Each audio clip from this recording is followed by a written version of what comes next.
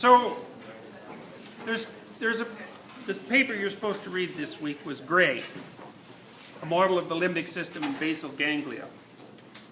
It's a hard paper, but it's easy compared to the optional paper, which was Swanson, and I had everybody read that last year, but people were basically having convulsions, and so I decided it wasn't really fair to get you to read it. However, I would very much recommend that you read it, and because it's a bloody brilliant paper, and you'll learn so much from it that it'll be worth, especially if you're interested in the scientific element of psychology. That's Swanson. He's a smart guy, and that's a great paper. And one of the things I really liked about it, and this is what I'm going to, and about Gray's paper as well, is they're describing brain physiology and the relationship between that physiology and behavior in a way that's sufficiently sophisticated so that I actually think it's psychologically revealing. It's useful and important to know these things. And I think what's happening, I've been thinking more and more that hierarchy that I've showed you guys over and over, I really think that that's basically a map of the unconscious. It's something like that. And it's not that the hierarchy I showed you isn't obviously a fully worked out representation of the unconscious, but it's not a bad schemata. And I think what it's missing is that, near the bottom where you have the actual actions, those actions are actually sequenced into what you might call motor melodies that have a perceptual frame associated with them. And then those are nested inside fundamental motivational systems. And Swanson's paper does a lovely job of detailing the physiological substrate for that. So basically what he shows is that the nervous system is built up of hierarchical modules that start in the body, that basically start with spinal reflexes, the sort of quick and dirty spinal reflexes, that because your people think of their brain as in their head, eh? It's like, no. There's a big part of your brain in your head, but a huge part of it's distributed through your body. So I remember reading, and I hope this is correct, that there are more neurons in your autonomic nervous system than there are in your central nervous system. And the autonomic nervous system is distributed throughout the body, and it's the part of the nervous system that governs all the things you're too stupid to take care of, like how your liver works, and how your heart should stay beating, and how you digest food, and complicated things that consciousness isn't capable of dealing with. And you don't want to downplay the complexity of those sorts of functions. They're so important that evolution doesn't let you mess around with them. So, and then, the voluntary motor system and the sensory system, so the central nervous system, well, your spine is a fairly hefty bit of neural tissue, and then, of course, the neurons themselves are distributed through your body. So, really, your brain is distributed through your body, and there's also a tremendous number of neurons in your gut as well. And some of those seem to actually produce information that might actually even acquire consciousness. Now, I don't necessarily mean at the gut level, but it certainly informs you. So Swanson's basic proposition is that it's a Piagetian proposition, that you lay out these initial reflexive behaviors, and then they're sequenced into more complex melodies. The lowest level, highest resolution behaviors, you practice and practice until you're an expert at them. Like you know how to grip, you don't have to figure that out. So you've got these elements of behavior that you can basically parse off to automated systems, and some of those automated systems are so automated that they're handled by very low brain areas, like spinal level. So for example, if you take a paraplegic person if you take a paraplegic person and you suspend them under the arms over a treadmill and tilt them forward, they'll walk. It's pretty remarkable, because you wouldn't think that, but walking isn't that complicated. I shouldn't say that. Walking can be handled by the spine. Figuring out where you want to walk, that's more complicated. So higher order brain systems are involved in that. But so you think about it as a hierarchy. Now, one of the things that Swanson really concentrates on is the function of the hypothalamus. And I should tell you some things about the hypothalamus. It sort of sits at the top of the spinal cord. And it's not that big. It's a little bitty brain area. Although it's also not, you got to remember that when you hear a word like hypothalamus, or a word like emotion, or a word like brain, those are low resolution words, right? The phenomena itself isn't homogeneous. And so if you look at the hypothalamus, it's composed of modules. And then those modules are composed of modules, and those modules are composed of modules, and all the way down to the cellular level, and then there's submodules there, and that goes all the way down to the molecular level, and then there's submodules at the molecular level. So it's really, really complicated, and to think about it as a homogeneous system is just a low-resolution representation.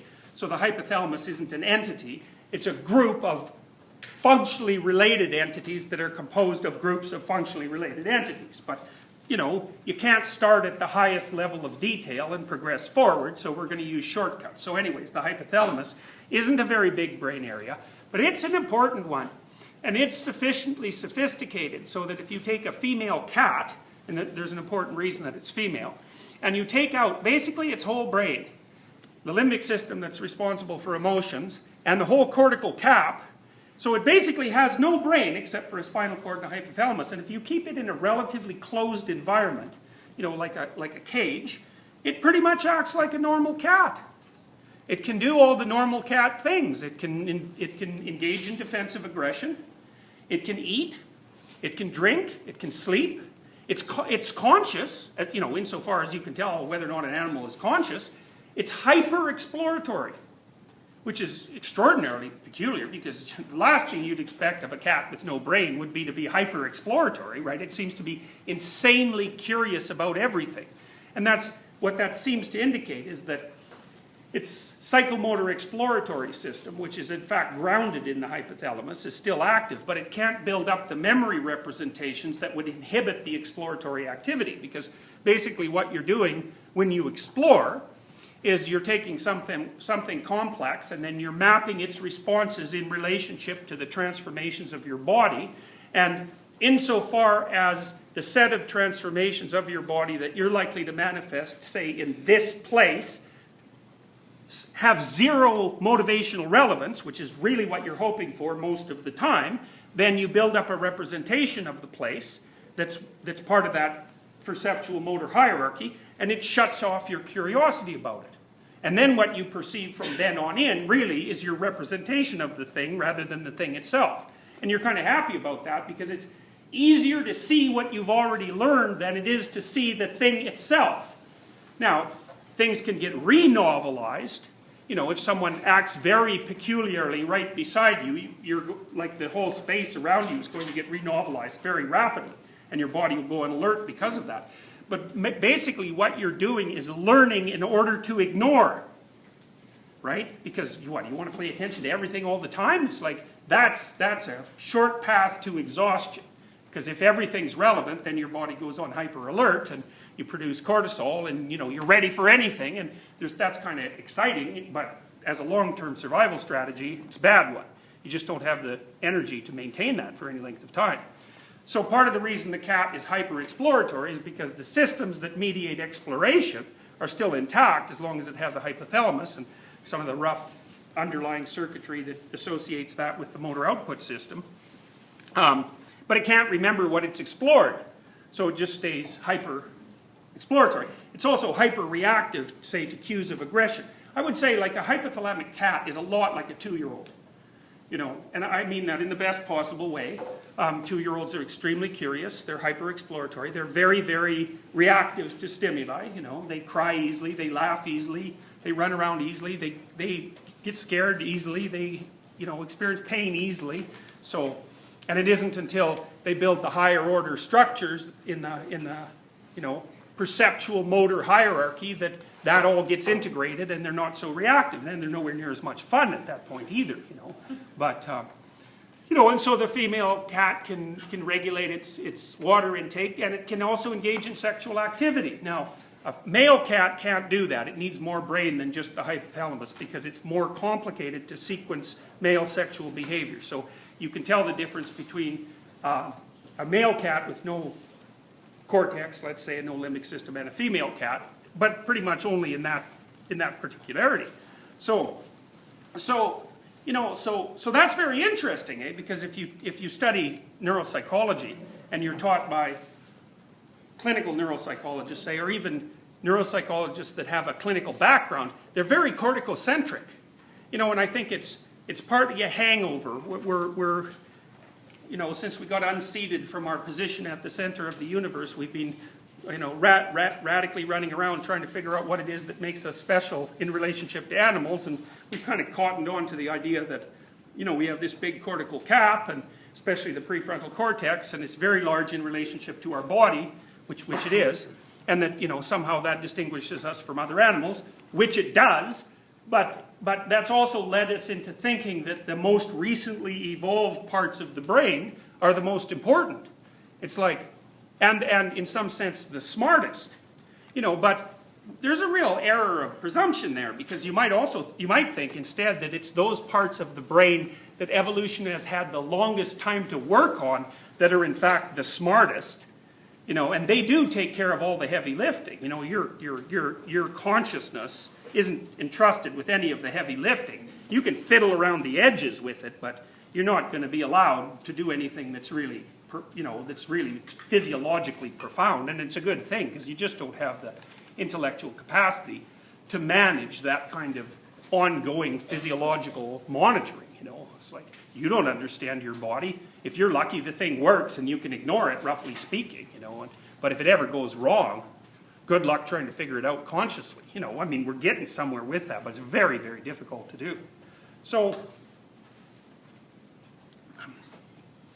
we should think about the hypothalamus for a bit, because it seems to be pretty damn important. And so I would say, people have wondered sometimes, and they've asked me, where's the superego and the ego and the id located in the brain? And, it's a stupid question, and it's not a stupid question at the same time.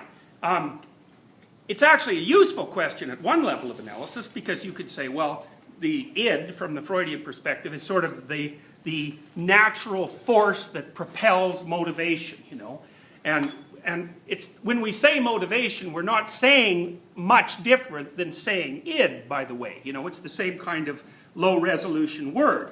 And it's clearly the case that we have fundamental motivational systems, and that we do share them with animals, and that they do drive our behavior, but they also drive our perceptions in all the ways that Freud thought about. And one of the things I really like about the psychoanalysts is that they never make the mistake of assuming that a motivational system or an emotional system is a mechanical system that reacts deterministically. They say, no, those things are like personalities. And that's much more sophisticated viewpoint than the typical behaviorist or the typical cognitive psychologist, because they tend to think of the computer in either stimulus-response terms, so it's basically deterministic chains, or as if the information processing system is a computational apparatus, which it is, but it's not only that, it's an embodied computational apparatus, and the body is a very sophisticated thing. It's been very difficult for us to build embodied robots. And it's also the case that until you build embodied robots, the things don't really get smart. You have to have a body for the thing to actually have any intelligence. And that was actually figured out by a robotics engineer named Rodney Brooks back in the 1990s, 92, 93. He published a couple of papers on that, saying, that if we were going to build artificial intelligence, we shouldn't start from the top down. We shouldn't build a world modeling machine and then embed it in something that moves around. We should build something that sort of moves around semi-autonomously like a stupid insect. And insects aren't stupid, so I do mean a stupid insect. And if we could manage that, we'd really be doing something. And I think we might have got beyond the stupid insect level of robots so far. And it's starting to ramp up really fast, but it's in large part because the things are embodied. And so, because it is the case, as we've discussed, that your cognitive perceptual motor systems have to be embedded in an output system that can interact with the world in order for them to be doing anything that's actual or real. So anyways, back to the hypothalamus. Roughly speaking, and I'm no expert on hypothalamic function, and I had to pound my way through Swanson's paper because it's quite complex, but the hypothalamus is sort of the nexus between the brain, the mind, and the body. That's one way of thinking about it. And it's very good at monitoring your body, the states of your body, and it can figure out basically when your blood sugar's too low and when you need water and I don't exactly remember how it's associated with the regulation of breathing, because I suspect that that's a different system, and I don't remember that being a subcomponent of the hypothalamus. But it does also regulate things like sexual behavior and sexual attraction, and temperature regulation and excretion, and you know, all the things that you would associate with the basic biological functions that come along with being a complex animal.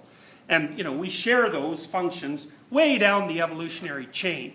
You know, we share a lot of the functions with everything that moves. Approach and avoidance we share with pretty much everything that moves, and by the time you get to the higher mammalian functions, you know, we share those with pretty much all mammals. That's partly why we can understand mammals pretty well. You know, you can kind of have a lizard as a pet, and some of them are more social than others. But, you know, to really have a pet, it has to be a mammal. And it's even better if it's a social mammal, like a dog, because, you know, you can understand dogs and they can understand you, because they're hierarchical animals and they have the same, roughly, the same set of biological functions that you do. You know, their brains are organized around smell and not around vision. And almost all animals are like that, except for people and maybe hunting birds. You know, so that's one thing that really distinguishes us from dogs. But we're similar enough in our embodied behavior so that we can directly relate to dogs, and you know, they can even play. And play is a circuit. So there's a guy named Jaak Panksepp, J-A-A-K, Panksepp, P-A-N-K-S-E-P-P, who I would roundly recommend that you read if you're interested in behavioral neuroscience. I think he's a genius. He's sort of on par with Gray as far as I'm concerned, and on par with Swanson. And Panksepp, I believe, discovered the play circuit in mammals, and so, you know, 2 thumbs up for him. That's a big deal. That's kind of like discovering a continent from the psychological perspective. And it's a circuit that's separate from exploration, which is kind of interesting, because you think about play as a form of exploratory behavior, but it's sufficiently different from standard exploratory behavior that it has a circuit that's devoted to it. And there's a lot of primary circuits, you know, and they're networked in with the rest of the brain, and obviously circuit is a metaphor. So I could say there's a lot of primary sub-personalities. They're like one-eyed monsters. There's only one thing they're after, you know, and there's a whole bunch of them. And so roughly speaking, they regulate the things I already mentioned that the hypothalamus regulates: defensive aggression, sexual behavior, temperature regulation, food and water intake, excretion. Well, then there's one for breathing, then there's another for pain, then there's another for anxiety, and there's another for exploration. And there's others. There's sensory modules as well. You know, there's a visual circuit and an auditory circuit and an olfactory circuit and a circuit that's devoted to taste. And there's a circuit that keeps track of how your body is localized in space. That's the parietal circuit. And what else is important? Oh yeah, there's a circuit that you can use to abstractly model perceptual structures and patterns of behavior before you implement them in the world. And that seems to be a higher cortical function fundamentally, and you dissociate that with the contents of your consciousness. There's a language circuit. There's an empathy circuit that mediates maternal behavior. There's a hunting circuit that mediates predatory behavior. There's a circuit to check dominance and subordination. There's a circuit that mediates creativity in human beings. There's a circuit that mediates social activity, and the positive reinforcing nature of social activity, and that's quite tightly associated with the exploratory circuit. Let's see. Well, that's not too bad for a beginning. I'm sure I've missed some, and I'll remember them. And each of those subsystems is important enough so that there's a neural architecture devoted to it. Now, some of those neural architectures are flexible enough so that if they don't develop in one brain area, they'll develop in another. So it's not exactly as if the location of these functions is specifically determined in advance before development. So, for example, if you have a baby and it has, epilepsy, and the epilepsy is really bad, sometimes they'll take out the whole left or right hemisphere.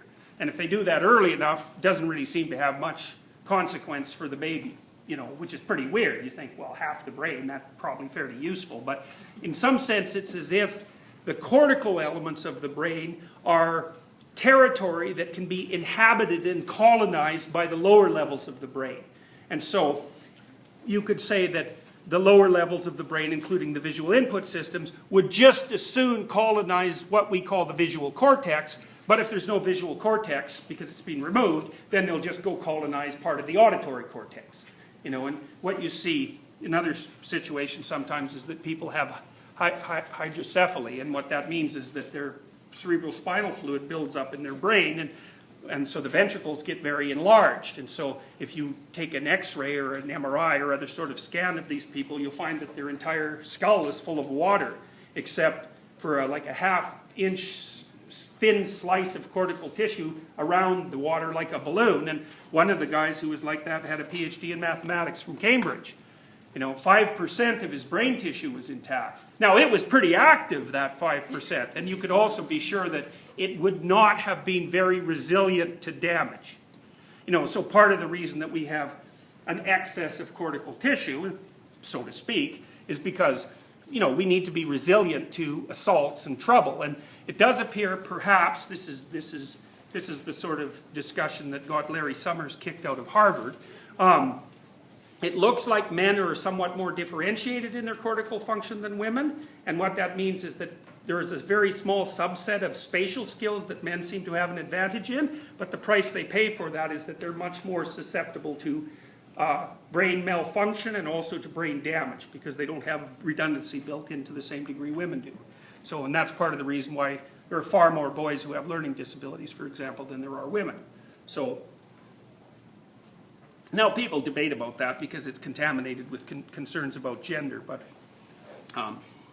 so the brain's got all these like specialized subcircuits, and they're variable in their expression. And what that basically means is that on average across people they're likely to be located in the same place.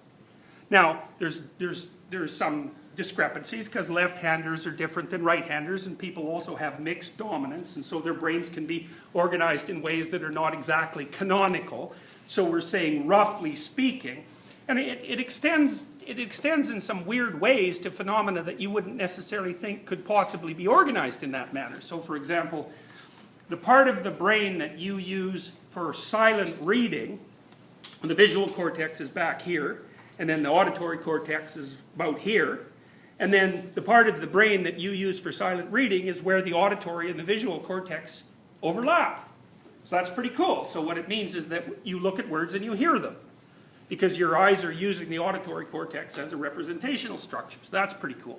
And so it turns out that people who silent read pretty much use the same brain area to do that. And so you might think about that as biological preparedness in some sense, but of course people didn't learn to read silently till 500 years ago, roughly speaking. You know, even the earliest literate people, most of them read out loud. Silent reading was a very, very rare phenomenon. Julius Caesar could read silently, and people thought that that was part of his magical power. Because it's pretty damn weird, you know, that you can use your eyes to hear. You know, because you can all do it. You think, yeah, anybody can do that. But, you know, it's a pretty new thing on the evolutionary horizon. And to be able to hear with your eyes, it's like, good work, guys. That's not an easy thing to manage. So anyways, the brain has specialized subsystem, but it's a dynamic biological system, so you can muck about with it quite a bit, and it'll set itself up in slightly different ways. So the systems aren't necessarily localized exactly the same place in everyone, but roughly speaking, everyone has those systems, and roughly speaking, they're in the same place across people. Now, there's a lot of variability, and it's one of the things that makes, you know, MRI studies and the like very difficult to interpret, because if you average across a lot of people, what it means is you blur things out, you know, because you can only extract out the commonalities. And although, you know, they're getting better and better at dealing with that. So, okay. So, there's other ways that you can think about the brain too. These are all approaches to understanding it, you know. I would say it's a very, very complex thing. In fact, it's the most complex thing there is. You know, there are more patterns of combinations of neural connections in your brain than there are subatomic particles in the universe. So you are, I know you won't believe that because it doesn't seem possible, but you can do the math and you'll figure out that it's actually right. So you're the most complicated thing there is.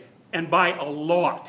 And so in some sense, there's more space inside your head than there is space outside your head. It depends on how you conceptualize space, you know, because you can conceptualize space as the number of ways that something can be configured, and that's state space. And that's a magnitude measurement, you know, and the distance between things, well, that's another way of conceptualizing space. But if you want to think about big, what's inside you is, I think that it's bigger than what's outside you. It's certainly that way in terms of complexity, unless you factor in the other brains. You know, so that's very much worth thinking about. It means that, you know, what we don't understand about the brain is going to fill many, many books. And one of the things we really don't understand is consciousness. People just don't get that. And it doesn't really look, you know, you might think that consciousness is an emergent, late evolutionary function, you know, but it doesn't really look like that. You know, I mean, even when people become demented and you lose almost all of their higher cortical function, there's no doubt that they're still conscious. And so consciousness might be way, way, way older than we think. And in fact, I think it's highly probable. I don't think a hypothalamic cat is unconscious. It's certainly awake, you know, and distinguishing between awake and conscious is no easy thing. You might say, well, animals aren't conscious. It's like, well, you know, here's the thing. You know, what people normally think is that humans are different than other animals, and so before you anthropomorphize an animal, you should be careful. But I think that's complete rubbish. I think it's exactly the opposite. Before you assume that humans have attributes that animals don't, you have to prove it. Because there's continuity. Tremendous, tremendous continuity. And so it's right to anthropomorphize animals. What's wrong is to presume a priori that humans are qualitatively different. Now, there are some very bizarre things about us, obviously. You know, we have opposable thumbs. That's a big deal. We can grip things. That's a massive deal, you know. And it turns out that there's another, your brain maps your body onto its surface, onto its motor strip and its sensory strip, which are roughly here on the brain. And if you take the motor strip or the sensory strip and you make a representation of how it represents the body, which is called a homunculus. Wilder Penfield did this first at McGill University. I don't know if you know this, and perhaps you'll be fortunate enough to experience it, but people who have brain surgery are conscious when it happens. And that's so that the surgeons can figure out whether this little part is doing anything important before they take it out. You know, it's a very horrific thought. But Penfield, when he did some of the early psychosurgery for epilepsy, because in intractable epilepsy, sometimes the only thing to do is radical surgery, like you cut the corpus callosum, for example, so that the electrical storm, so to speak, can't transmit across the hemispheres and the whole brain won't be affected. But while he was doing that, he used a little electrode to map out the surface of the brain, and he mapped out the motor strip, which is just behind the prefrontal cortex, and then the sensory strip, which is just behind that, to find out how the body represented, or the brain represented the body. And basically what he showed was that on the motor strip, you know, the thumb has as much representation as your whole trunk. So basically your thumb is as smart from a motoric perspective, smarter, than you from here to here. You know, well, try picking up something with your back, you know, and you'll figure out exactly why that is. And the thumb basically has almost as much representation as the rest of the hand, but the hands are like gigantic balloons, you know, and the arms are little skinny sticks here and here. Feet are fairly highly represented, especially in the sensory cortex, because, you know, you've got to be careful about what you step on. And one of the things that's very interesting about the representation of the feet on the sensory strip is that it's right beside the representation of the genitalia. And so there's crosstalk. And so some of you are pretty into foot massages, and that's why. You know, so it's a consequence of the overlap. Now, why that overlap is there, I don't know exactly. You know, maybe the brain had organized itself so particularly sensitive surfaces were taking advantage of the same tissue, something like that. But, you know, it's an interesting case of, it's like synesthesia in a sense. It's like sensory synesthesia. So, as far as your brain's concerned, you're all hands, and your hands are almost all thumb, and you're quite a bit of feet, and your lips are massive, and so is your tongue. And your face is very highly represented too. So basically, as far as your brain is concerned, with regards to sensory input and motor output, you're this huge face with great big lips and tongue, and you have massive balloon-like hands, and your feet are pretty big too. And there's a fair bit of sensory representation for the genitalia as well, and then the body's hardly there at all. So that's kind of what a human being is like, right? We're all thumbs and hands, and we talk about what we do with our thumbs and hands all the time. And we take things apart with them, and we put them together, and then we tell everybody else how we're doing that. And that's basically a human being. And when you're thinking about the difference between human beings and highly encephalized mammals, like dolphins and whales, because people have claimed that dolphins and whales are extraordinarily intelligent, and dolphins don't seem particularly simple-minded, but look at the things. They're in these test tube shaped bodies. What are they going to do? Flip sand up into buildings? It's like they can't manage that. And so the manner in which their nervous system is embodied turns out to be extraordinarily important when you're trying to understand something like the relationship between cortical tissue mass and intelligence. You can't just think about mind as something that's floating like a soul in space. If it isn't stuck in something that you can use, it's not particularly good for anything, or anything that human beings would regard as particularly intelligent. Okay. So that's kind of a... Oh, here's another way that you can think about the brain. You can also think about it as divided. This is sort of a schema that it was more popular with the Russian neuropsychologists, but it's a pretty good one. You can think about the front part of the brain as being concerned with motor output.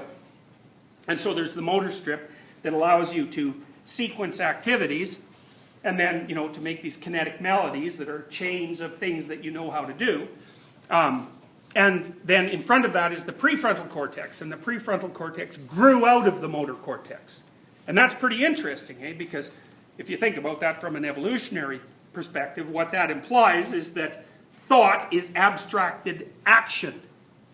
Right. Because that's where it came from. And so basically what you're doing when you're thinking is you're figuring out action sequences that you could implement and modeling their consequences and evaluating them before you implement them in behavior. And that's why, I think it was Alfred North Whitehead, though I might be getting that wrong, he said, we think so that our thoughts can die instead of us. It's a lovely way of thinking about it, So it's sort of like we generate abstract avatars of ourselves acting in the world, and if the avatar does something stupid, bang, we kill it off, and we don't implement it in our own bodies. That's smart. So basically we're throwing off abstract representations of ourselves so they can perish instead of us. It's pretty cool. It's also what you do when you're playing video games. So, does anybody know where the word avatar came from? Anybody? Wasn't it originally used to like a direct agent of a god? Yeah, that's exactly right. So an avatar is the embodiment of a deity on Earth. It's such a cool idea. It's so interesting that that word was used to represent your fictional self inside a video game, It's one of the mysteries about words. You never know how those things get generated or catch on. But it's such an interesting idea that you limit yourself in some interesting way and toss yourself into an abstract world, and you think that's really fun, and then that thing dies and gets reborn or does whatever the hell it wants to do, and you think that's very entertaining. But the real you is behind that, and so you can toss off all, pseudo-selves, in a sense, and play about with them without any real cost to you, and maybe with some benefit. And that the term for that is your avatar. That's very cool, that. So, anyways, it is an extension of what you do with your capacity to abstract, right? Because you're producing simulated worlds, and you act in a simulated way in them, and that's what you do when you're imagining things. So that's what you do when you write books of fiction. That's what you do when you go to a movie. It's all avatars, one thing, one form or another. So some of those are archetypal avatars. Okay, so the way the Russians had a very, very long and illustrious history of producing psychologists. And I'm hoping I'm getting this right too. Pavlov, you know about Pavlov and Pavlov's dog. Pavlov was Luria's instructor, And Luria was the instructor of Vinogradova and Sokolov, who discovered the orienting response, which we're going to talk about a lot because I think it's the most important discovery that was ever made in neuroscience. They should have got a Nobel Prize for that, for sure. And then Sokolov and Vinogradova were precursors to Gray. And Gray developed the most well-thought-through theory of anxiety and incentive motivation. And so it's useful to kind of know that developmental history. Luria was also influenced by Piaget, by the way. And he was also influenced by a thinker from MIT called Norbert Wiener, which is like the perfect name for someone who goes to MIT. But anyways, he was a real genius, this guy, one of the pioneers of artificial intelligence research. And he developed cybernetic models of embodied cognition. And the cybernetic models are the models that Gray uses in his neuropsychology of anxiety. And so it's nice to know the history of the development of these ideas because you see how things connect behind the scenes in ways that you wouldn't really think possible. It took me years to figure out those intellectual connections, by the way. So if you remember them, then you won't have to spend years figuring them out yourself. So anyways, one of the ways that Luria conceptualized the brain was as motor versus sensory. And so the motor was the motor circuit and then the prefrontal cortex. And so that determined the range of potentials that you could manifest in time and space and also helped you implement them. And then the back of the brain, basically, roughly speaking, the back half was the sensory half. And the sensory half is a lot of it's auditory, and again, that's about here, and a huge chunk of it is visual. And then there's areas that are more central to the brain that are much, much older that are associated with olfaction and taste, because those have been around for a very, very long period of time. And the smell circuits and taste circuits are extraordinarily archaic. So they're not part of the, roughly speaking, the sensory cortex. So you can think of motor versus sensory, that sort of front versus back distinction. And then you can also think about a left versus right distinction. So, and people often think of the left as the linguistic hemisphere and the right as the non-linguistic hemisphere. And that's roughly accurate if you're talking about left-handed males. And it's roughly accurate for everyone else too, but it's mostly accurate for them because there's more complications in brain lateralization in people. It's not a simple thing. One of Luria's students, a guy named Elkhorn and Goldberg, came up with an alternative theory of hemispheric function, which I think is better. He thought that the right hemisphere was specialized for the initial stages of novelty analysis and detection, and that the left hemisphere was specialized for creation of the detailed responses to those things and the storage of those detailed responses, particularly in the back of the brain. So he thought of the right hemisphere as an anomaly detection and first stage modeling system that was primarily under limbic control. And he thought that the linguistic capacities of the left hemisphere were merely a reflection of its capacity to generate detailed representations. So, and I'm telling you that for a specific reason, because it's relevant to Gray's model. Okay, so I'm going to describe to you an integration, roughly speaking, between Swanson's model and Gray's model and the orienting reflex models of Sokolov and Vinogradova. Now, people started to get interested in the lower levels of the brain. Really, I would say, well, the animal psychologists got there first, but there was a flurry of activity around the hippocampus, particularly in the 1960s. And that was begun first by the Russians, who were playing around with electrical EEG analysis of brain function. So, you know, your brain produces a lot of electrical activity, about 100-watt light bulbs worth, something like that, when it's busily buzzing away on all of the things that it does. And you can get some low-resolution insight into brain function by analyzing the different patterns of electrical activity it produces. It's been likened to listening to a symphony with a stethoscope through a 6-foot concrete shell, which is approximately correct, but it's an investigative technique that has some utility. Now, it turns out that, so imagine that I did this to you. I put you in a chair and I strapped EEG electrodes to you, and then now and then I'd have you listen to a beep, beep, beep, beep, and then there'd be a little fraction of time and I'd play a louder beep, beep, and then, that was a louder beep by the way, and then there'd be some beeps after that. And then if I did that to you 100 times, and then I averaged the manner in which your brain waves were manifesting themselves across all those 100 times, I could extract out a particular pattern of brain wave that was locked to that stimulus. And so then I could infer, I would first of all have the waveform, which would have a temporal element, and I could actually do some calculations, if my instrumentation was sophisticated enough, about exactly where that waveform was emanating. So keep that in the back of your mind. What Sokolov and Vinogradova started investigating was, so that's an electrophysiological investigation. What they started investigating was something a bit simpler, which was skin conductance response. So it turns out that if I take you and I put you, this is what the Scientologists use to read engrams, by the way, in case you're wondering. Engrams are memory traces that are theoretically left from the time that we inhabited Venus. I think that's their theories. It's something like that. So if I put you in a chair and I hook up electrodes to your hands, I can pass a current through the electrodes through your skin. And how well that current is transmitted is going to depend on how much you're sweating. And how much you're sweating is going to depend on how much your body is preparing to act. Because one of the things that happens if it starts to prepare to do something is that it sweats a little bit. And that's, I presume, because if you start acting, you're going to get hot, and so you might as well prepare to cool yourself down. It happens very, very fast.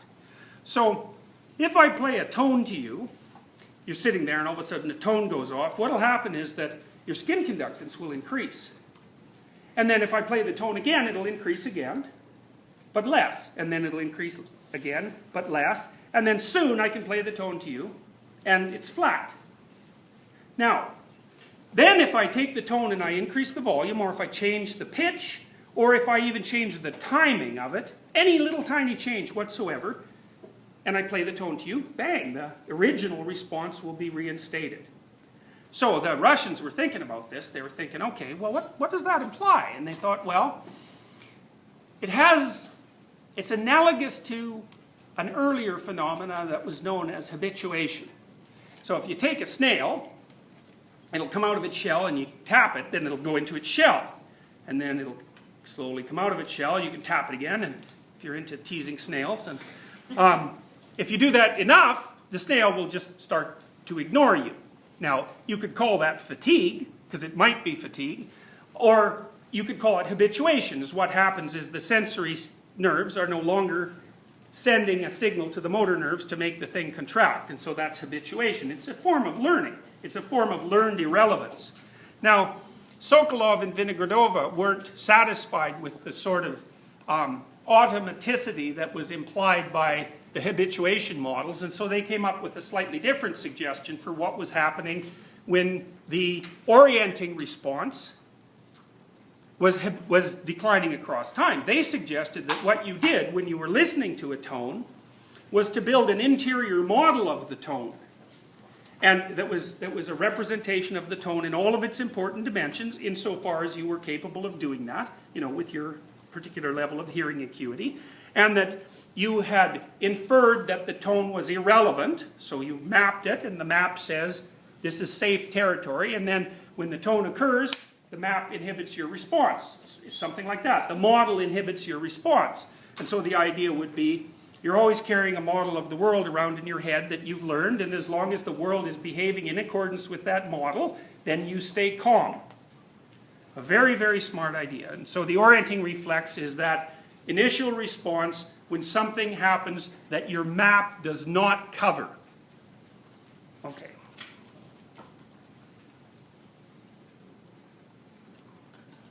And they localized that to the hippocampus, which was very good of them with their primitive equipment back in the 1960s. These were very, very smart people.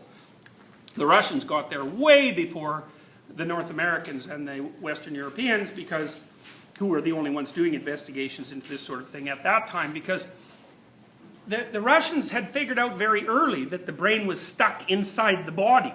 And so that bodily responses and emotional responses and motivational responses were were valid indexes of brain activity. It took the Western neuropsychologists till the 1990s, really, to start figuring this out. And it was Antonio Damasio who led the way. He generated this hypothesis called the somatic marker hypothesis, would be that part of the way that you evaluate things when they occur is by reading off the report of your body, because it's going to react in various different ways, and that's going to tell you what the thing is. And the reason he figured that out was because he was reading abstracts from Russian neuropsychologists, and he was the only one doing it in the late 80s, as far as I can tell, though I was doing it too, but that was because I read Gray, and Gray had done it. So anyways, the Russians got there very early, and it was Sokolov and Vinogradova that basically identified the orienting response. And the reason I think that deserves a Nobel Prize is because it's the bloody thing that Piaget was talking about. You know, how Piaget would say that a child will run through its schemas, right? And if the schema produces something novel, so the kid is moving its arms and bang, it whacks into a mobile, and the child sort of startles but says, do it again. And so then it tries to do it again. So it tries to replicate the emergence of the phenomena by modeling its interactions with it and constructing a psychomotor perceptual schema. But the initial burst of awareness, that's an orienting reflex. And so what Sokolov and Vinogradova discovered was how people reacted to the unknown. And that's a major thing, man, because everything you learn is a consequence of you interacting with the unknown. So, it's a huge discovery. And, psychology is a funny science because we've never really figured out when we've discovered something that's really worth discovering. But the discovery of the orienting reflex, that was like a home run. Olds and Milner discovered the reward system, the incentive reward system. When was that? I think that was in the early 70s. It's like, that was Nobel Prize winning stuff too. It's the whole circuit for positive emotion and exploration. It's like, that's a big deal to discover that, And then Panksepp discovered the play circuit, and that's another whopping discovery. I really do think these things are equivalent to discovering continents. It's a big deal, but, for some reason, I don't know what it is. It's not modesty, I don't think. But psychologists don't seem to be that good at figuring out when what they've discovered is like a major league discovery. So, all right.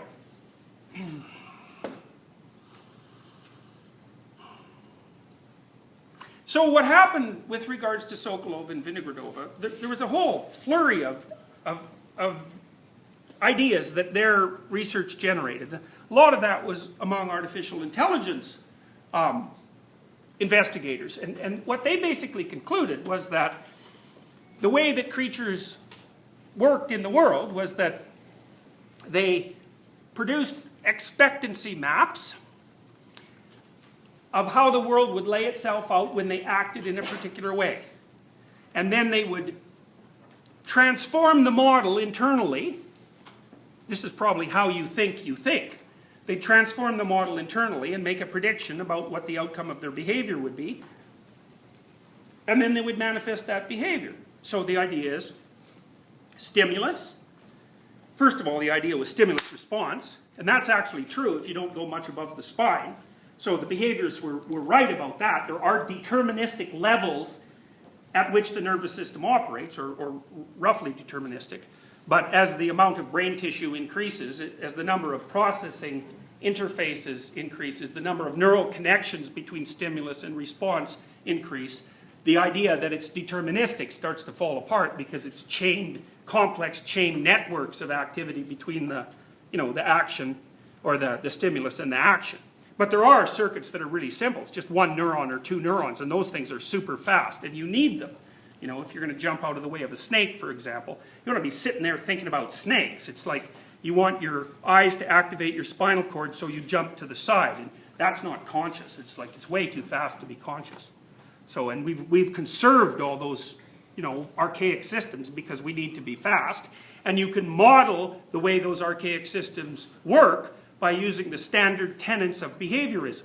And you can get quite a long way doing that, but you can't get everywhere. So the mapping idea that I'm describing is In part, it's the entrance of cognition into behaviorism. It's part of it. It was more complicated than that, but it was part of it.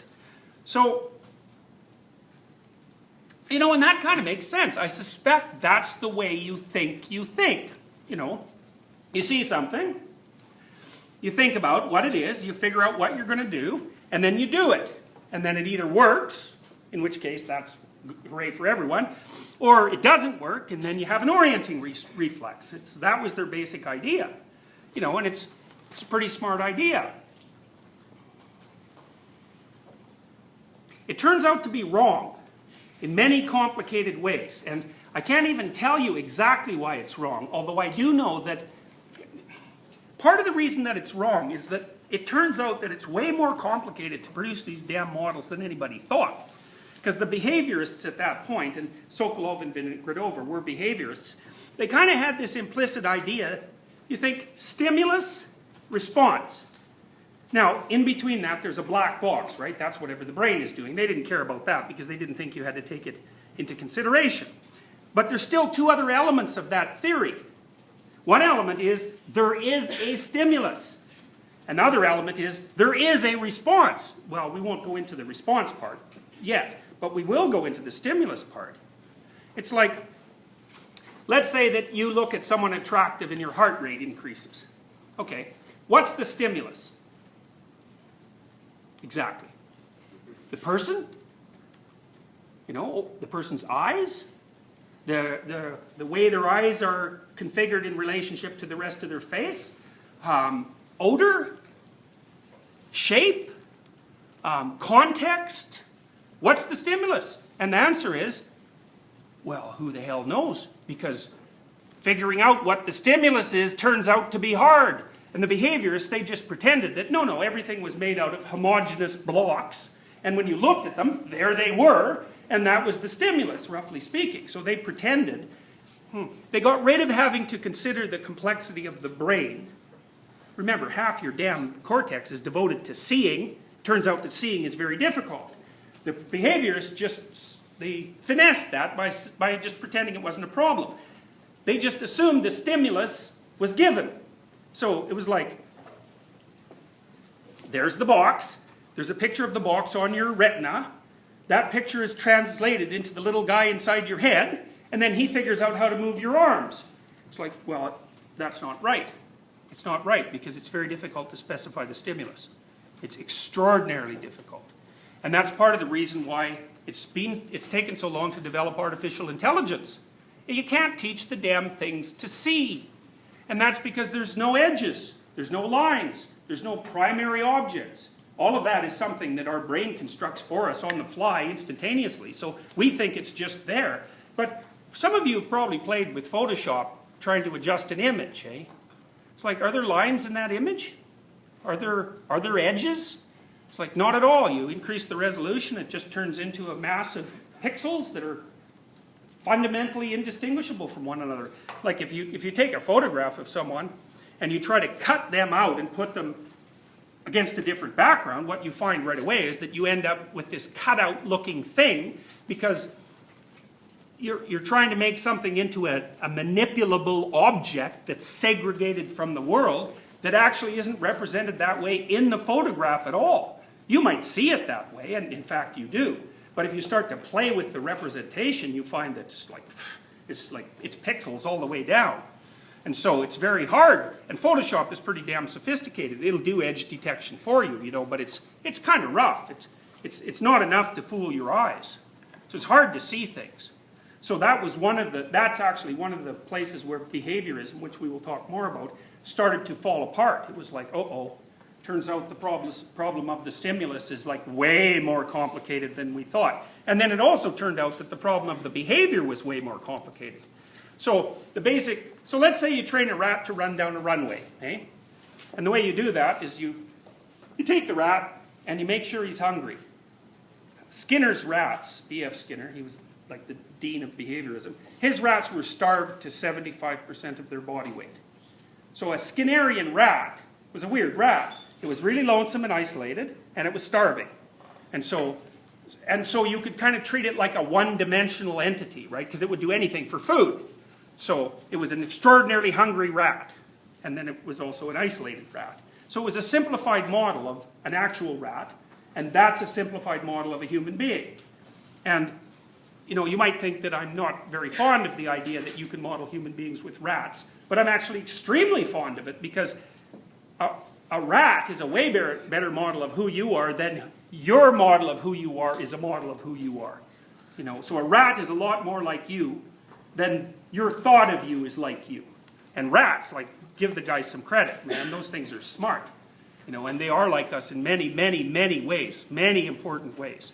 So you can get a long way with a rat. And I think I told you at the beginning of this class is like part of the pharmacology that a lobster uses to determine its position in a dominance hierarchy is the same pharmacology that you use. So, you know, you're quite a bit like a lobster. But you're even more like a rat. So that's enough compliments for one day. So, okay, so the behaviorist model, the simple behaviorist model didn't work out so well. And neither did the idea that in some way you were generating an accurate model of the world, and then you were comparing the actual world to that model, and that's how you planned your behavior. There's lots about that that's true, but there's lots about it that isn't. So anyways, I'm going to treat it like it's true for the time being, because we can get quite a long ways with low-resolution theories. Even if they're not completely right, they may still have tremendous benefits. And behaviorism had tremendous benefits, because we learned all sorts of things about behavior in the brain from the behaviorists. Almost everything we know from a scientific perspective about psychology, it's behaviorists. I've learned way more from the animal researchers than from anyone else except for the clinicians. Way more. They're so careful in their terminology and their scientific approach. Okay. Remember that little oval that I keep showing you? Point B, point A. You're trying to get from point A to point B, and point B is a representation and point A is a representation fundamentally, and then you invoke actions or perceptual schemes that are necessary to translate one state into the other. Okay. Now, imagine for a moment that what the primary biological brain systems do is grab hold of that oval. And they say, point A, you're hungry. Point B, you need food. Here's the behaviors and the perceptions that you've used in the past to solve that problem. Let's prime them and implement them. And so that's what's happening during your day. It's like you get hungry, the hypothalamus grabs that little oval, and now you're under the control of the hypothalamic perceptual and motor functions. Now, it's connected to the rest of the brain, so it's going to do this in a pretty sophisticated way. But it's going to call on procedures and routines that you already know in order to solve the problem. Like you know where the fridge is. You know how to open the peanut butter, whatever it is you're going to eat. You know how to hold a knife.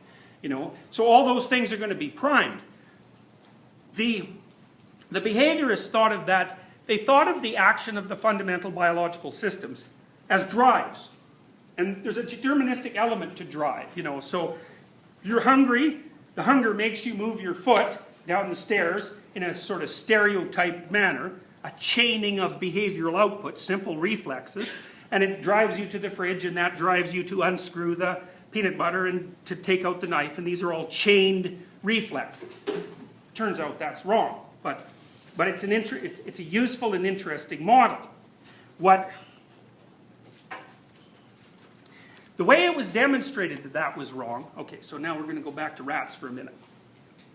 You got a rat, and you put him in a maze, and you want to teach him how to get through the maze. So you put the rat there, and then you put a little food pellet in front of the rat. And so then the rat runs down the maze and eats the food pellet. Maybe it's only this far. And so then you put the rat back, and you put a food pellet there again, and it runs down the runway, and it gets the food pellet. And maybe you do that 3 or 4 times, and you put the rat back in the other cage. And you leave him for a day, and then the next day you take the same rat, and you put him back in, and you put the food pellet about 3 inches farther. And so it runs down there, grabs the food pellet, etc. And then you put another 3 inches and another 3 inches, another 3 inches, and soon the rat is zipping through the maze. And you can see how you could conceptualize that as the simple chaining of reflex behaviors, right? Because it's not that complicated. The rat has to walk, reflexive, and then it just has to chain the reflexes together. And you want to have a simple model if you're a scientist, and so that was the model. But then some wise guy took a rat, I can't remember his name unfortunately, but he was extraordinarily funny as far as I'm concerned. He took the rat, and he tied up its back legs, and then he put its back legs on a little cart. And then he put the rat in the maze, and sure enough, the rat would go like this through the maze to get to the end. And he said, well, obviously that's not reflex chaining, because like rats don't have wheels, but if you stick wheels on a rat, it can figure it out pretty damn quick. And so it was experiments like that that blew apart the simple reflex chaining hypothesis of behaviorism. That's such a funny experiment, eh? I mean, they must have just cackled away when they thought that one up. It's like, talk about your ultimate nerd experiment, right? Let's put wheels on this rat and see what happens. Anyways. Okay.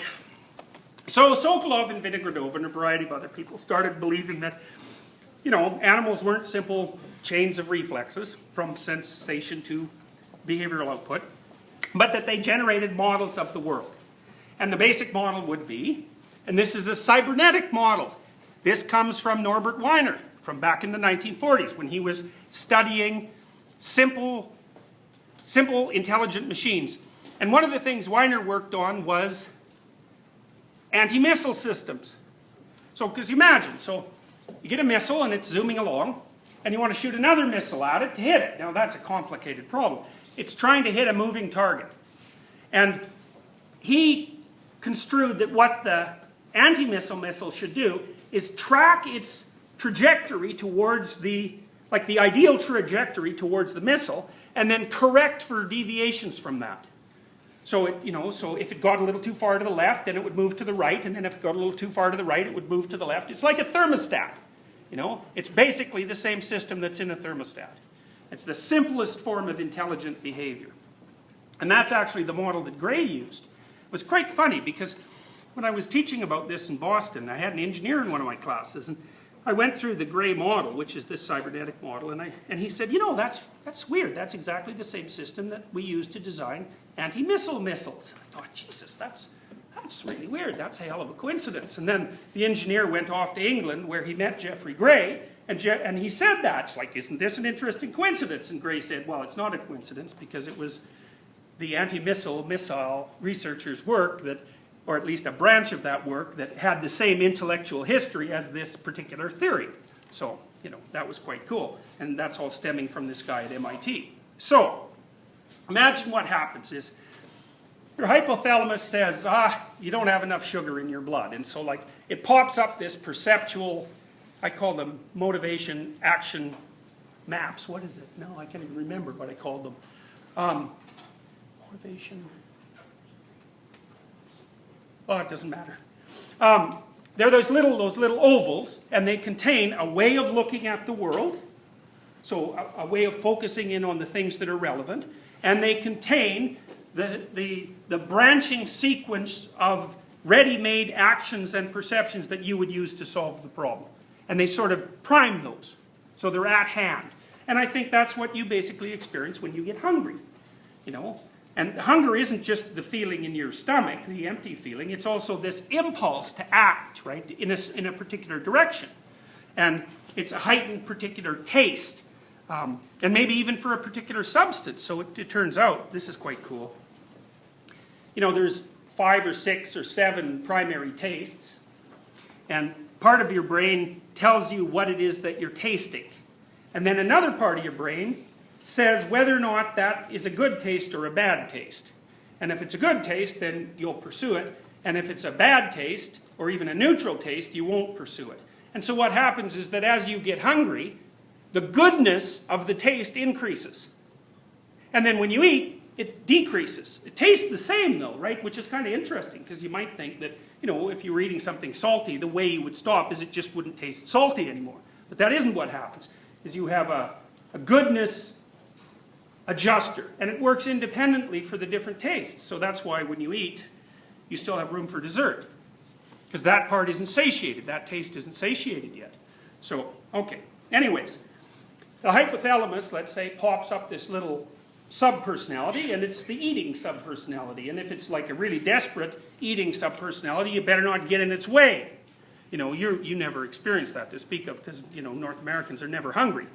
You know, hungry is what happens after you haven't eaten for 30 days. You know, that's hungry. So, and you don't want to get in the way of someone like that. They're going to be occupying the hunger, motivation, action, and perception module all the time, and in a very, very motivated way. And the hypothalamus is no hiker. It's got massive projections reaching up into the parts of the brain that you would associate more particularly with you. And if it wants to subordinate you to it, it will. And you see this all the time in binge eaters.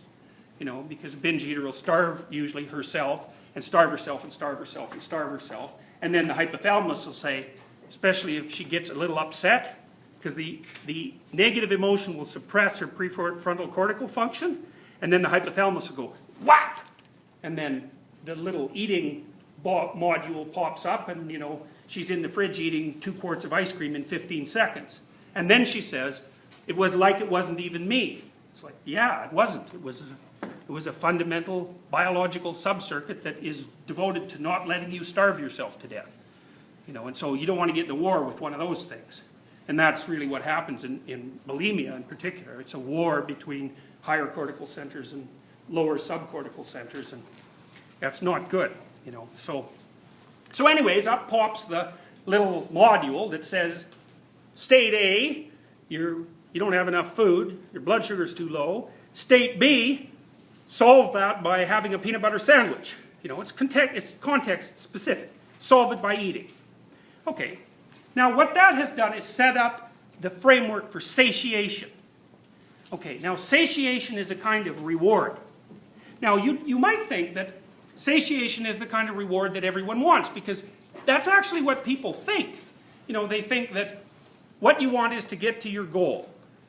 And generally we presume that getting to your goal is rewarding. But it's a funny kind of reward, because it's a consumatory reward, which is a particular kind of reward. It has its own circuitry. The consumatory reward just shuts off the system that was pursuing it. That's the consequence. So the drive goes away. It's a funny reward, right? Because you stop being impelled by the drive. You're kind of happy about that, but all that happens is that system sinks and poof, up pops another one. So consumatory reward is a strange kind of reward, because it's never really final, and all it does is shut down the part of you that wanted it. So, okay, so that's consumatory reward, and that's important to remember. You'll see why after a while. Now, imagine what could happen as you move towards the consumatory reward. So here's some rough things that could happen. The things that you're doing could work in the way you want them to work. Okay, and so that's kind of the no-hassle situation. You know, you go downstairs, you open the cupboard, the peanut butter's there, you make a sandwich, you eat it, and then you go back to studying. Pretty not exciting, you know? It's like, it's a boring story. And that's the kind of story you want to inhabit most of the time. You want the things that you know how to do to produce the results that you want to produce to work. And that basically keeps your emotions regulated. So, now that we understand this A to B movement, and we understand how the underlying biological subsystems modulate that, now we can start to think about emotion. All right, so, as you're walking towards your goal, you're evaluating what happens as you walk. And as long as the things that you want to have happen are happening while you walk, then your dopaminergic system, which is the source of incentive reward, which is the second kind of reward, your dopamine system is going, good job, good job, good job, good job, good job. And you kind of like that. It keeps you alert, you know you're on the right track, and it reinforces that behavior. Because your body assumes that if the thing that you're doing is working, then the circuit that does that should get a little stronger and a little more well-developed, because it's producing the desired outcome. And I think you feel good about that. And I think the reason you feel good about that is because your brain is actually, like, it's in a state of growth. It's producing chemicals that help your brain grow. And I think it's the feeling of that that you have as a positive feeling. Now, how you feel that, I don't know. But why wouldn't you feel that? It's like the thing you're doing is working. It should thrive. And so you're pretty happy about that. And that's like mild level positive emotion. I know what I'm doing. You know, so that's one thing that can happen. Things that you expect or predict. It's expect if you use a pure cognitive model. It's desire if you use a model that incorporates motivation. Because Sokolov and Vinogradova, and to some degree Gray, kind of thinks about the brain as something that predicts and expects. You know, so as long as what you expect to happen is happening, then you stay calm. But there's an error in that, and the error is, well, you don't just expect things, you want them. Right? And you're always aiming at something specific, and it's the biological systems that underlie motivation that are specifying that. So you can't think of yourself as a cold calculating expectancy machine, cognitive expectancy machine, because you're not like that. You want things. Okay, so you're moving along towards your target, and the things that you want to have happen are happening, and the cues that you're approaching the target are appearing as they should be, and your dopamine system, which is grounded, by the way, in half of the hypothalamus. So half of the hypothalamus is devoted towards popping up these little bubbles that tell you what you should want and how to get them, and the other half is devoted to exploring, and mostly to exploring and to paying attention. Okay, so, and it'll be ticking along just quite nicely as long as what you're doing is working. But then we'll say, well, what if what you're doing isn't working? What if you get to the cupboard and you open it and your little brother has eaten all the peanut butter? Well, what you get then is a mismatch. It's like, instead of the presence of the peanut butter, you get the absence of the peanut butter. And that's actually a stimulus. It's so cool. The absence of a desired entity is a punishment. It's a punishment. So that's pretty abstract, right? I mean, it's pretty abstract punishment. It's like a hole where there shouldn't be a hole will produce an orienting response and frustrate you and make you aggressive and irritated and all those sorts of things. And you're going to feel that negatively. Now, that's interesting. That's a punishment. That's a punishment. Now, if you had suspicions that the peanut butter might be missing when you were opening the door, that would make you anxious. Because anxiety, fear, more particularly, fear is the expectation that a punishment might occur. And you have a separate, interesting, even though it's in relationship to a punishment, which you might think of as a primary unconditioned stimulus, right? It's an unconditioned stimulus because you naturally respond to it. Fear, which could be considered a conditioned stimulus, actually has its own circuit. It's so common that what we want might not be there that we've evolved a whole circuit just to deal with things that are threatening as well as things that are punishing. Punishment, pain. Threat, anxiety. Threat is threat of punishment. So it's an abstract form of, it's an abstract representation of punishment. You're anxious so that you don't get hurt. Now you might say, I'm so damn anxious, I'd rather have the hurt, but no you wouldn't. It's like, it's a lesser price to pay. It's a lesser pain to avoid a greater pain. That's really what anxiety is. So the next time you're anxious, you should be happy about that because at least you're not in pain, which is what the anxiety is trying to protect you from. Okay, so you're going towards your goal. And one thing that could happen is that things that you want to have happen are happening, and things that you want to have appear are appearing. And so you get a little dopamine kick from the hypothalamus, and that makes you feel like you're, you know, on the right track, which is exactly how it makes you feel. Because we're trajectory-oriented animals, and just like an anti-missile, we're always trying to hit a moving target. And so if you're on the right trajectory, then everything about the way you've organized your brain at that moment is functional. And so your brain pumps up a little bit of neurochemical to make those areas of the brain that are involved in that productive activity grow a little bit. And you think, hey, things are going pretty good for me. So that's pretty cool. Now here's another thing that could happen. So we could say, well, the peanut butter isn't there. Well, first you're going to be surprised about that, hypothetically, if to the degree that you thought it would be there. And so that's going to make you anxious. Because one of the things that can happen when you're on the way to get something you want is that something you don't expect will happen. That's novelty. That's novelty, or anomaly. And anomaly is the mismatch between the structures that you're using to represent the world and your actions in it, and the actual world. It's the detection of a gap between the state of reality and your representation of the state of reality. Now, the bigger that gap, the more anxious you get. Now, then you might say, well, how do you calculate how anxious you should be? And Gray actually doesn't talk about that. But there's a paper in there by Carver and Shire that you'll have to read that's related to this. So, remember the hierarchy, right? You got little bitty things at the bottom and you got great big things at the top. And so you might say, you open the cupboard and the peanut butter isn't there and you think, this stupid family, I should go hang myself. You know, which I would say is not a particularly adaptive response, although it does solve the problem.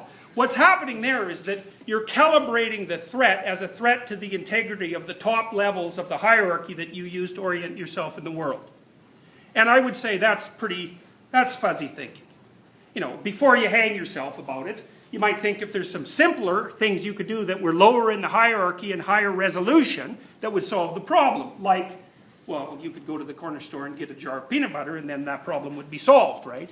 Or maybe you could just have something that wasn't peanut butter. And you know what I mean? You want to do a shift at the low levels of the hierarchy at high resolution because it's less anxiety provoking, it's less effort, and it doesn't take you apart. And so there's a rule, and I don't know how your brain figures it out.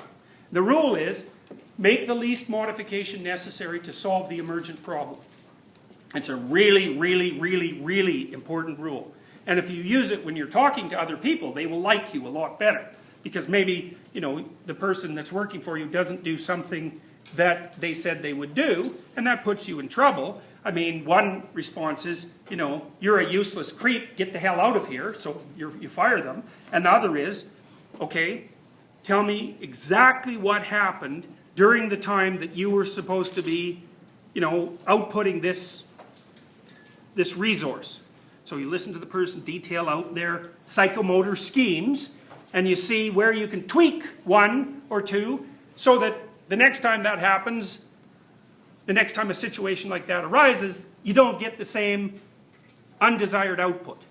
It's much better, but it takes acuity, right? Because you got to turn the low resolution situation, which is I'm irritated and anxious and frustrated and hurt by your foolishness, your apparent foolishness, which is a really easy thing to conceptualize because it doesn't take any effort. It's just an expression of my automatic response. Or I can think, okay, let's constrain this, differentiate it, sequence it, and try to figure out where the problem actually lies. Now, if it happens 50 times, well, maybe it's time not to have a relationship with that person anymore. But to begin with, at least, you want to start with the smallest possible correction. And you can really remember this when you're arguing with people, you know, especially people that you have a relationship with. It's like, save the we should get a divorce statements for the serious occasions. And if there's violations, like assume that they're high-resolution, low-level violations, investigate that, and if that doesn't work, well, then jump up one level. But start low. And most of the time your brain is trying to figure out how to do that for you. It would like to assume that your stupidity is of the rectifiable kind. And I want to talk to you a little bit about how it makes that calculation, because it's a very hard calculation to make, right? It's like if you wake up and, you know, there's something about you that's aching. It's like, what the hell are you supposed to think about that? Because the range is from nothing, it'll go away in 5 minutes, to, hey, you know, you're dead in 3 months. And there's no real way of telling what level of catastrophic response you should have to the emergence of that anomaly. It's a real big problem. And so your brain has to estimate it in all sorts of different ways. And as we differentiate out the personality traits, we'll start to talk about that. So, for now, just remember that your built-in biological systems are specifying the goal and the framework within which you construe that goal. Perceptions and actions. There's a little personality and it wants something. Okay. As that little personality is going along towards its goal, three things can happen. It can make progress, It can get stopped in a way that's easily rectifiable. You know, like maybe there's a toy on the stairs and you have to step around it. Obviously, that's not going to bother you very much because it just requires a tiny transformation of your schema, right? So little things you can rectify might help. So those are little punishments or little threats. Or you can hit an anomaly. Okay, and if things are going right, that's positive emotion. That's extroversion, by the way. It's the same system. So extroverts, their positive reward system, the incentive reward system, is quite active in extroverts, not active in introverts. And then in terms of neuroticism, people who are high in neuroticism tend to react with more anxiety and pain to the same amount of disruption. And those are two of the first fundamental personality traits. So, we'll see you Tuesday.